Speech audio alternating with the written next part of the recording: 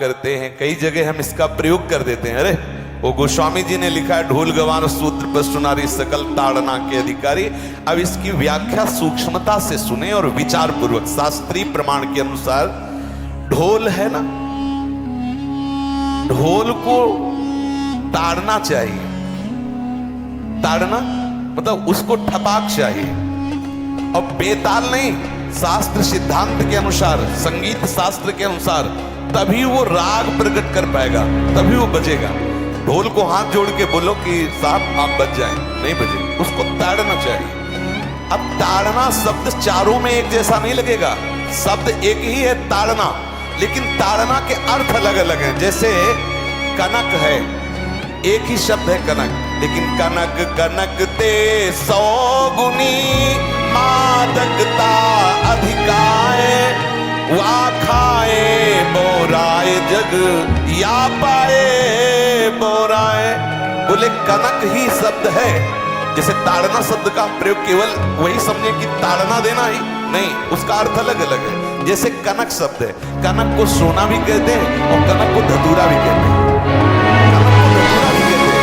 एक कनक है जिसके खाने से बावरा हो जाएगा और एक कनक है जिसके पाने से बावरा हो जाएगा। कनक शब्द एक ही है लेकिन दोनों का अर्थ अलग अलग हो गया। ऐसे ही ढोल में ताड़न का तात्पर्य है उसको पीटना, लेकिन वो शास्त्रीय संगीत के आधार पर उसको ताल देना। ताल देने से ही वो राग प्रकट करता है, आनंद की उमगन करता है, ना कि प्रार्थना करने से। समझ रहे? अच्छा, गंवार, गंवार कहते हैं विवेकहीन पुरुष को। विवेकहीन पुरुष को कोई कार्य दे दो, उस पर दृष्टि न रखो तो कार्य नष्ट हो जाएगा। वहां ताड़ने का तात्पर्य उसको पीटना नहीं है, उस अविवेकी गंवार पर दृष्टि रखो। जो आपने कार्य सौंपा है, जो भी कार्य उसका है, उस अविवेकी पर दृष्टि रखना ताड़ना हुआ। उस पर दृष्टि रखो, क्योंकि वो अविवेकी एक गंवार है, वो कार्य प्रणाली ठीक जानता नहीं। आप जहां त्रुटि होता संभाल लेना तो वो संभल जाए, क्योंकि वो गंवार है। और शूद्र, शूद्र का तात्पर्य होता शूद्र, वैसे जो वर्ण व्यवस्था में शूद्र का प्रादुर्भाव सबसे श्रेष्ठ जगह से प्रादुर्भाव है। वर्णन आता है ब्राह्मणोष मुखमाशीत बाहु राजन्यः कृतः उरुददस जत वैश्या पदभ्याग्यं शूद्रो जायत। भगवान के श्री चरणों की ही वंदना होती है प्राय। आपने देखा सबके श्री चरणों की, और शूद्रों का प्रादुर्भाव श्री चरणों से हुआ है। कोई ऐसा न समझे कि शूद्र का मतलब निकृष्ट होता है। यहाँ शूद्र का तात्पर्य जब से किसी से कहते हैं कि शूद्रवत आचरण करता है, मतलब शास्त्र विरुद्ध सदाचार के विरुद्ध आचरण करना शूद्रवत आचरण की तरफ संबोधन किया जाता है। यहाँ कहा गया कि शास्त्र की सम्मति, शास्त्र के शासन के अनुसार आचरण हो, सदाचार परायण हो। शास्त्र जिसके लिए जो विधान करता है, शास्त्र शासन स्वीकार करना, यहाँ शूद्र के ताड़न की बात कहेंगे। यहाँ शूद्र ताड़न का तात्पर्य डंडे से प्रहार करना नहीं, समझना। और जो चौथा कहा गया नारी, अगर स्त्री को ताड़न से ही वो केवल काबू में रहती है, तो राष्ट्र में अपने प्रसिद्ध लक्ष्मीबाई जैसी कोई सामर्थ्यशाली वीरांगना, कोई वीरों सामने बड़े बड़े वीरों के दांत खट्टे कर दे, ऐसी बहादुर सिंह हुई, अंग्रेजों के दांत खट्टे कर दे। अगर कोई समझे कि नारी केवल ताड़ने के लिए है तो उसकी मूर्खता है। पुरुष और नारी का समान प्रादुर्भाव हुआ है। भगवान ब्रह्मा के श्री अंग से दाहिनी तरफ से महाराज मनु और बाई तरफ से उनकी पत्नी उनका प्रादुर्भाव हुआ शतरूपा। शतरूपा, अब आप बोलो एक ही शक्ति के दो भाग हो गए, एक पुरुष रूप धारण कर लिया, एक नारी रूप धारण कर लिया। अब यहां विचार जो है कि उस नारी के ऊपर ताड़न शब्द का क्या प्रयोग है। जैसे आप मार्ग में चले जा रहे हैं और आपने दृष्टि चूक कर दी और नारी आपकी स्त्री पीछे चल रही, तो कोई हमला कर सकता है, क्योंकि वो रत्न है।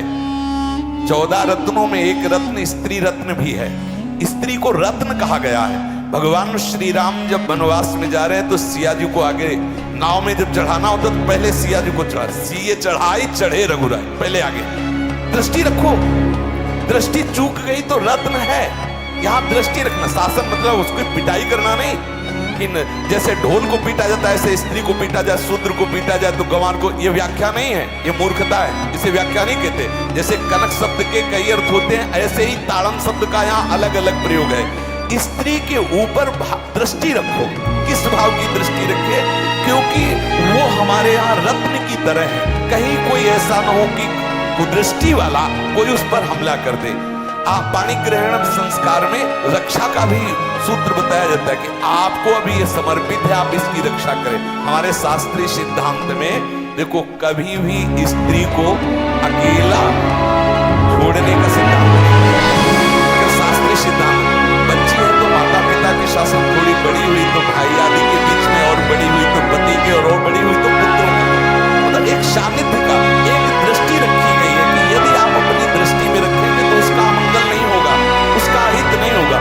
ये जो जैसे मानो किसी स्त्री को अकेला कोई पा गया और कुमार्गामी वृत्ति वाला हुआ, तो आज जो घटनाएं सुनने को मिलती हैं, अगर हमारी दृष्टि हो उस पर तो ऐसा नहीं हो सकता। और दूसरी बात यह है कि स्त्री को बुद्धि स्वरूपा भी माना गया। भगवान से भीष्म जी कहते हैं, मैंने अपनी कुंवारी कन्या बुद्धि को, हमारी कुंवारी कन्या है बुद्धि, सदैव सुरक्षित रखा है, आज आपके चरणों में समर्पित करते हैं। तो शास्त्र शासन के द्वारा बुद्धि को सदैव अपने अधीन रखो, कहीं बुद्धि कुमार्गामी ना हो जाए। यहाँ स्त्री के ताड़न का केवल एक सूत्र है कि आप उस पर दृष्टि बनाए रखें, कहीं स्त्री रत्न कहीं अपवित्र ना हो जाए, कहीं दूसरे का किसी तरह से कुमार्गामी लोगों का ऐसा कोई बर्ताव ना हो जाए, इसलिए सावधान। वहां उसको पीटने का शब्द नहीं है कि ढोल गवार शूद्र परशु नारी सकल ताड़ना के अधिकारी। ताड़ना का तात्पर्य वहां पीटना नहीं तो विद्वता में देखो तो एक से एक, साधुता में देखो तो एक से एक, वीरांगना देखो एक से एक,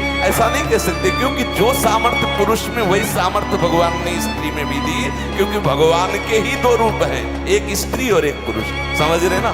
तो इसमें एक ताड़न शब्द का कई अर्थ होता है। भगवान की साक्षात शक्ति स्त्री है। अगर कोई इस भाव से देखे कि स्त्री तो केवल ताड़ना, मतलब केवल गाली दे के बात करना, ऐसा नहीं। जिस घर में स्त्री का अपमान होता है उस घर का नाश हो जाता है, निश्चित हो जाता है। आप देखिए, रावण का सत्यानाश हो गया जगदम्बा सीता के प्रति, दुर्योधन का सत्यानाश हो गया द्रौपदी के प्रति।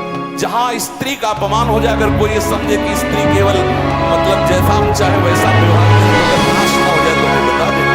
क्योंकि भगवान की वो शक्ति है, अगर उसे तुम सोचो कि हम ताड़न करें, जैसे ढोल को ताड़न करें ऐसे ताड़न करें, तो तुम्हारा नाश हो जाएगा। और बिल्कुल सच्ची बात समझ लीजिए, केवल वहां दृष्टि रखने की बात कही गई है। आपका अधिकार है, आप उसकी सुरक्षा व्यवस्था में लें।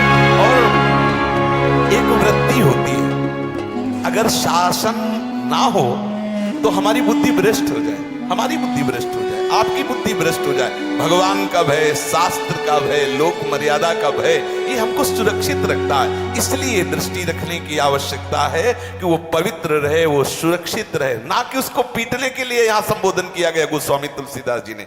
इसलिए सावधानी पूर्वक अपनी वृत्ति को पावन रखते हुए महापुरुषों के वचनों को समझने की चेष्टा की जाए। गोस्वामी जी ने जो यहाँ कहा, ढोल गवार शूद्र परशु नारी सकल ताड़ना के अधिकारी, तो ताड़ना का अलग अर्थ है, अलग अलग। जैसे ढोल में ताड़ना, तो वैसे ही सब जगह नहीं ताड़ना लगेगी।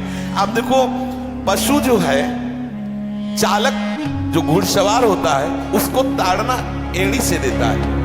अब चालक जो होता है घुड़सवार, एड़ी से।